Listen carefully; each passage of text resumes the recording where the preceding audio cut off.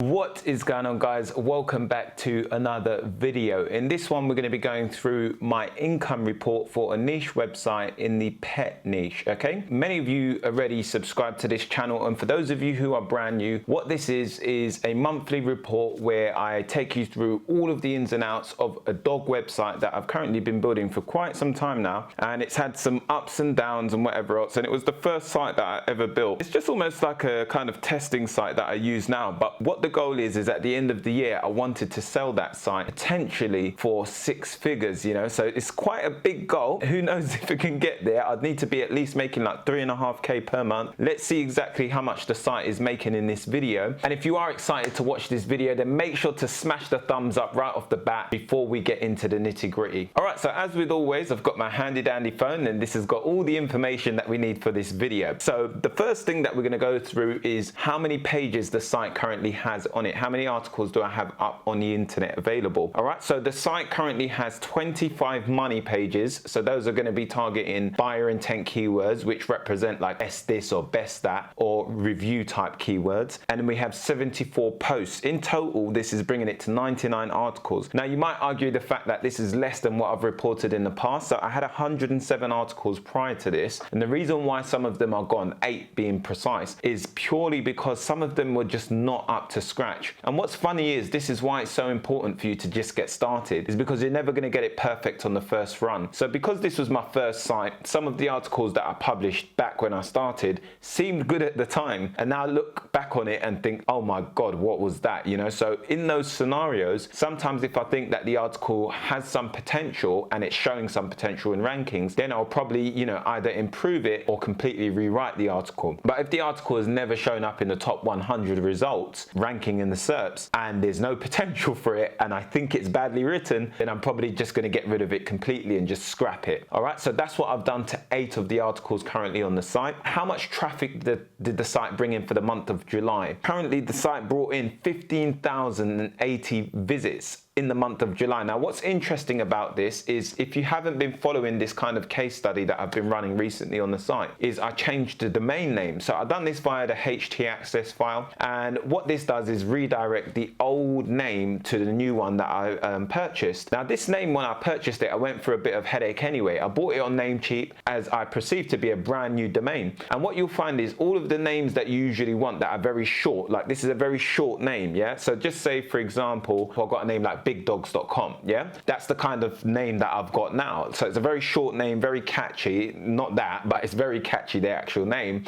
And whenever you find those kind of ones, they're always taken a lot of the time, yeah? So the site, the name I had before was very long-winded. Wanted to have it just a very broad name, yeah? So what I did is went and purchased the name, and then when I I got an email from Namecheap, and they said to me, oh, this is being transferred from another registrar. So it was held in GoDaddy, and I was thinking, okay, why is that? Because it's brand new. Anyway, cut a long story short, it wasn't a brand new domain. Someone actually had it before and they listed it on GoDaddy, and then for some reason it was listed as a brand new domain on Namecheap. So even the customer service were quite confused at why that happens. One of you in the comment section can probably explain this, but customer service, there was like a tech guy who kind of got round to it of how it happens from time to time and whatever else. So that happened, and instead of taking like a day, what usually takes, or instantly you get the domain, this took like about 2 weeks or something. So I was waiting for the domain for about 2-week period, finally came around, and I was kind of hesitant because I had already gone and got a logo built and everything within the first like 24 hours. So I was thinking, you know, like, what if it doesn't happen and I've spent money on it now and all of this kind of thing. Yeah, it sorted itself out. It managed to come through, and then I checked it on Wayback Machine and I saw that it was previous site. So I was a bit skeptical about repurposing the site on a new domain, and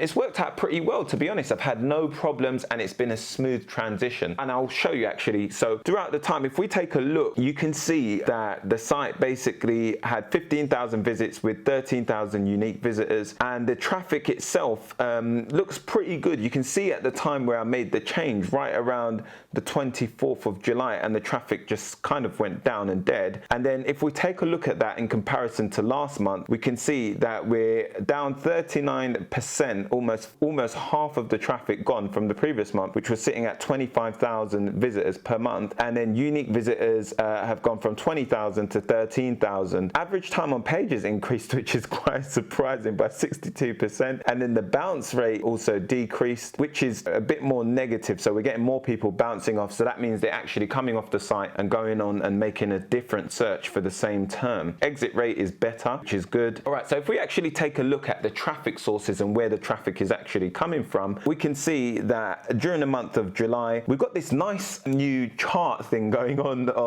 Google Analytics now. I really do like it. It gives you a quick snapshot of exactly what's happening with your site, because it used to have it all in text format, but we've now got organic search sitting at 91%, which is brilliant. We've got direct right behind that, and then referral traffic. So pretty good. That looks really good. And then how many pieces of content did I add during the month of July? So in the month of July, my target was 8 pieces of content per month, and all I've added so far, I'll be honest with you, I've been slack. It was my birthday last month. I'm not making excuses, but it is an excuse in other words. And I only published 3 pieces of content, so I really need to compensate for that if I want to hit this target. All right, and even getting the site to near $3,000 per month is very doable in my eyes. It's funny because I'll call it out. I've been told it's a pipe dream by one of our lovely subscribers. You probably watched this video. He knows who he is.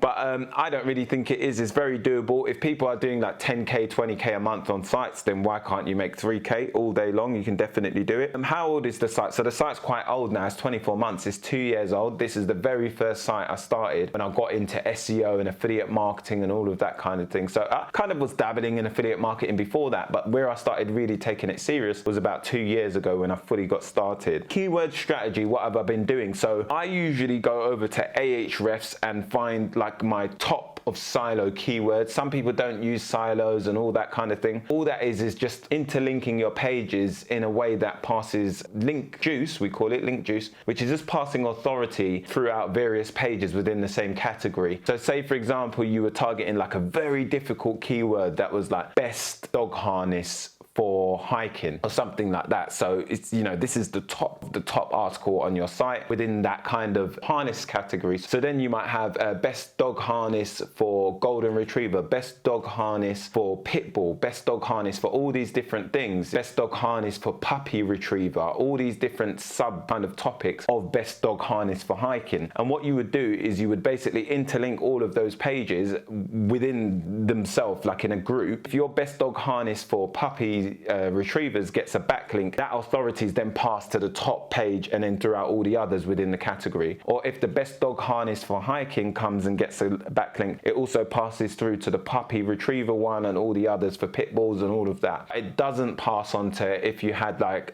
best dog food for golden retrievers or something like that.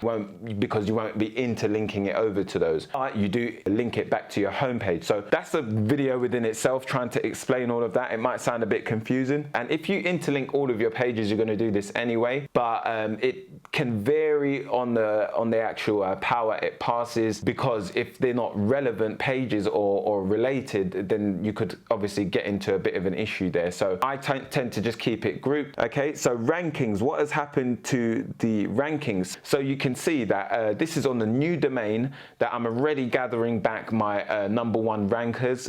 Some of them are just like, you know, 320 searches per month and whatever else, but you can see for some of them at number 3 I'm sitting for one with a few thousand searches per month, and then as we go down the list there's a few more with a few thousand searches per month I'm starting to climb up the ranks for again. So traffic should start to increase and the earnings should start to go back up again. I'm bringing up this screenshot from Ahrefs. We can see that the site has 198 referring domains with 728 total backlinks. There's 135 of those links that are do follow backlinks. Before it was sitting at 1.27 thousand backlinks from 244 referring domains. So we've gathered quite a lot of them already. We've already recuperated quite a lot of those backlinks, and that's really good because they're all being redirected. So all the links that are actually being transferred over to my old name is now being passed over to the new domain through the htaccess redirect. This does 100% confirm that if you do change your domain name and you redirect correctly, all of your authority authority, your link juice, and your traffic and everything's going to pass over to the new domain. You know, you might not get all of it, but a high majority of it, we can see we're only a few weeks in and already we're getting all of those old links coming in. All right, so what's my backlink strategy been? Purely, I've been just buying links. Any links that I've gathered, I've been purchasing. The others that are coming are just organic. So where do I get the links from? Currently, I'm using the guest post guy that I've shared in many different videos before. And if you join my email list, you can actually get access to that guy as well. So you can just sign up below. There's like a free cheat sheet and you sign up to that and you can sign up to my email list. And I send out like really good emails with tons of value inside of the emails week by week that you get straight to your inbox. So make sure to sign up if you haven't already. So what's the earnings for the site? Okay, this is the most important part of the video, which all of you are waiting for. Drum roll. All right, so from Amazon, after all the changes I've made and all of the ups and downs and their craziness, the site still managed to pull in $198.84 with a conversion rate of roughly 22%, which is pretty good for me. I'm kind of surprised. I thought it would have went down to like $50 for the month or something. I didn't even check it honestly until today. I haven't even checked the earnings. Ezoic ads pulled in $30.35. And what's interesting about Ezoic ads is because I've recently removed Ezoic from all of the money pages, because before I had it on the money pages and the posts and everything, and a lot of people do that. I think that's great. It's a good way if your conversions are still well on Amazon and all of that. But what I'm going to do is just keep it on my posts, and then the pages I'm going to keep as just focused on affiliate. That way there's going to be a sole focus. When someone comes into the page, there's one goal and one page. Yeah, okay. And then ClickBank 0, because you know I'm not ranking for the main review keyword that I was recommending the ClickBank product on anymore. I'm like number 12 or something like that. Brings it to a total of $241.19, which is one of the lowest months the site's had in a long time. But I'm okay with that because all of the authorities being passed on. I'm really hammering down on those money articles now, and I've got quite a lot of them sitting in draft. I think I've got like about 14 different money pages sitting in a draft. I'll just throw up a screenshot. You can see all the notes of all the different things that I've been doing, like when I set up the redirect, the money I've been spending.